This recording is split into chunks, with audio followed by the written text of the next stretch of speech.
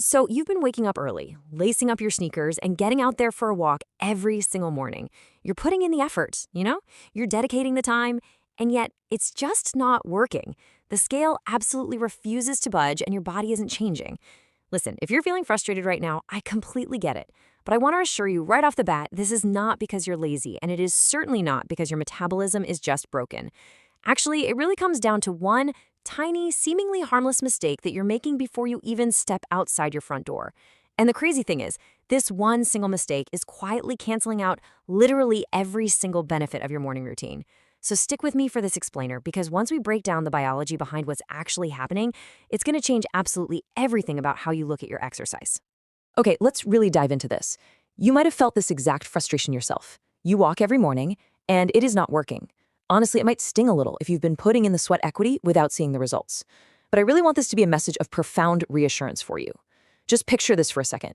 The sun is just coming up. The air is cool. You step outside for 30 minutes of walking. There's no expensive gym membership, no crazy equipment, just you and the pavement.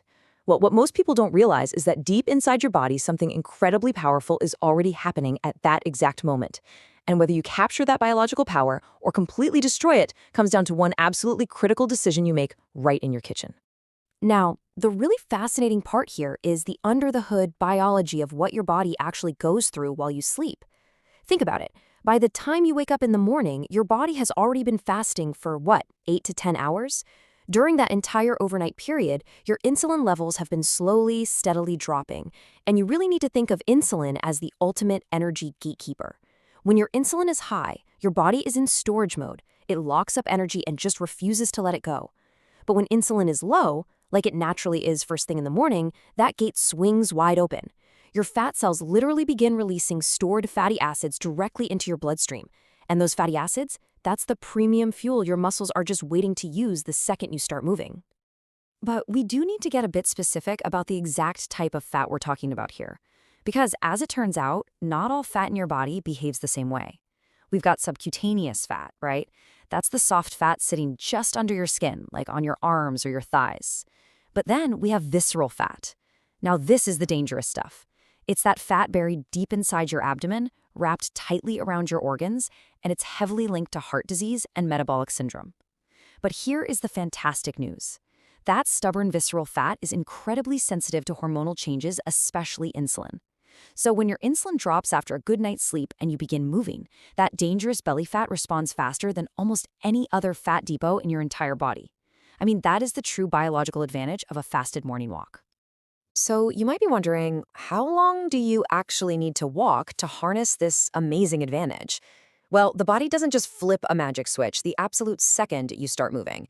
In the first few minutes of your walk, your muscles are still kind of burning through whatever glycogen, which is really just stored carbohydrates, is left over in your liver and muscles from the night before. But as that glycogen tank starts running low, your body gradually shifts its fuel source over to that stored fat we were just talking about. And this is exactly why 30 to 45 minutes is the magic window. A quick 5-minute walk, I mean, it feels great, sure, but it rarely reaches that deep fat burning phase. A 30 to 45-minute walk is where that metabolic shift truly happens.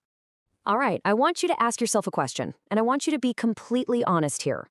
What did you drink this morning before your last walk? Really think about it. Because here is the part that surprises almost everyone. I know when I first learned this, it absolutely blew my mind. Most people who go for a morning walk unknowingly cancel out their entire fat-burning advantage before they ever leave the house. They just completely shut down the whole biological process we just mapped out. How? Well, let's take a look at the usual suspects. Here they are, the pre-walk saboteurs.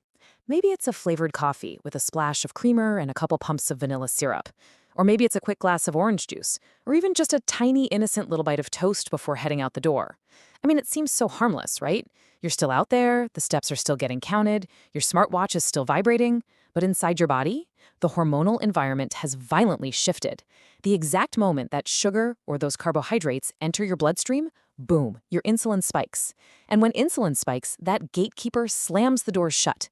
Your body receives one very clear, extremely loud signal. Hey, energy from food is now available, so stop releasing fat from storage immediately. And just like that, poof, your fasted advantage is completely gone. Imagine the massive, massive difference that one single choice makes. Just picture two people walking the exact same route, the exact same distance, at the exact same pace. The person who drank plain water, they're keeping their insulin low and actively burning significantly more stored fat. But the person who had the sweet latte or the orange juice, they are literally just burning off the sugar they just drank. It's the same steps, the exact same physical effort, but with completely different internal biological results. This isn't just a minor detail, folks. This is the literal difference between a morning walk that actively changes your body composition and one that just adds a number to your daily step count. But hey, don't worry, because the solution for this is embarrassingly simple. Seriously, it costs absolutely $0. It requires no expensive or fancy supplements, and it takes less than 60 seconds to implement before you head out the door. This is exactly how we protect that beautiful, fasted, biological advantage that your body worked all night long to create. Let's look at the exact protocol. Okay, here is your new, foolproof morning routine. Step 1, wake up. Step 2, drink 8 ounces of plain water. Step 3, go walk. It's really that simple. But why the water? Well, after 8 to 10 hours of sleep, your body is mildly dehydrated. And even mild dehydration actually thickens your blood and slows down your circulation. Why does that matter? Because your circulation is the literal highway that carries those released fatty acids from your fat cells straight to your muscles to be burned. So better hydration equals better, faster fat transport. It is just plain and simple biology. Now, let's see how this builds for my coffee lovers out there. Because if you cannot even imagine starting your morning without coffee, you are actually in luck. Plain black coffee, and I mean with absolutely zero sugar, zero cream, and zero syrups, is not only acceptable, it actually gives your fat burning a real scientifically backed boost. The caffeine stimulates your nervous system and sends a signal to your fat cells to release even more fatty acids into the bloodstream. Plus, it really sharpens your mental energy for the walk without raising your insulin one single bit. But please remember, the absolute second you add that flavored creamer, the magic disappears. You've got to keep it black. Okay, so now that your pre-walk drink is completely sorted, let's talk about the walk itself, because the details here really do matter. The ideal pace for fat oxidation sits right around 3 to 3.5 miles per hour.